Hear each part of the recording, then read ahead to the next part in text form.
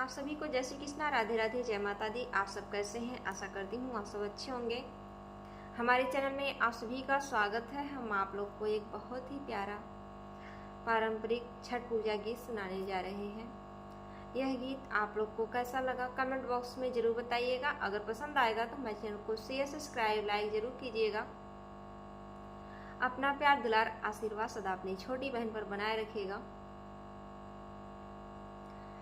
यशोदा जी कैली छठ बरतिया, कान्हा लिए अवतार, कान्हा लिए अवतार।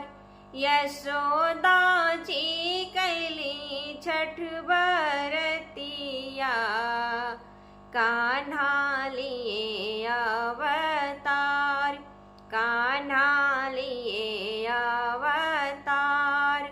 धन्य धन्य नंद के भवन माँ, आंगन में कोसिया भराय, आंगन में कोसिया भराय। धन्य धन्य नंद के भवन माँ, आंगन में कोसिया भराय, आंगन में कोसिया भराय। यशोदा करेली तैयारिया, घर आइए छठी मैया हमार, घर आइए छठी मैया हमार। आंगन में कोसिया भरइबो, अपने ललन के बधाई, अपने कान्हा के बधाई। आंगन में कोसिया भरइबो, अपने ललन के बधाई, अपने कान्हा के बधाई। उखिया के चंदनी तनइबो, बरहो बजन बजाय, बरहो बजन बजाय। उखिया के चंदनी तनइबो, बरहो बजन बजाय, बरहो बजन बजाय। गंगा जल से कलशा भरइबो, चौमुख दियना जलाय, चौमुख दियना जलाय।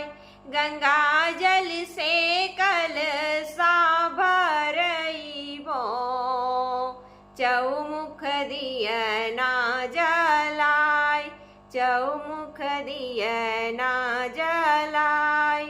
फल फूल से सुपवा सजइबो, चौमुख दियना जलाय, चौमुख दियना जलाय।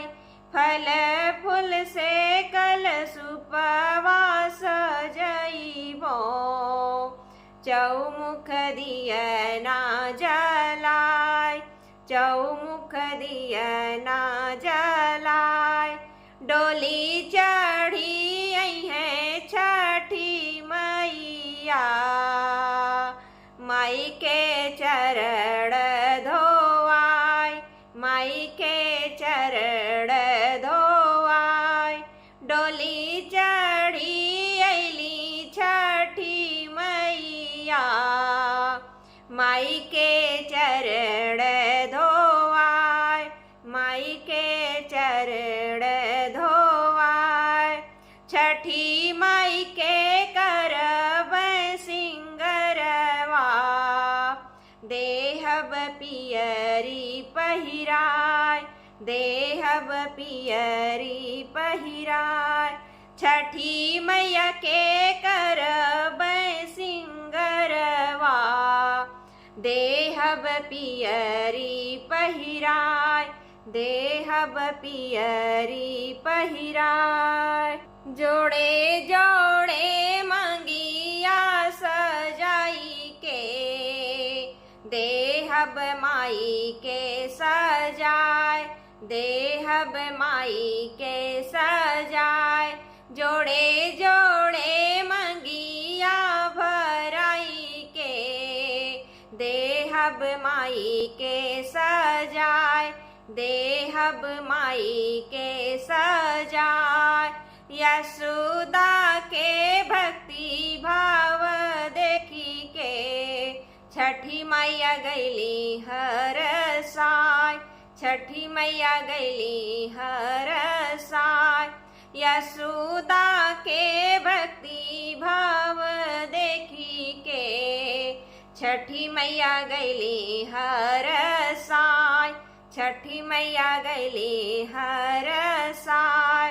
गोदिया में लिहली कन्हैया के देहली अर्घ चढ़ाए, देहली अर्घ चढ़ाए।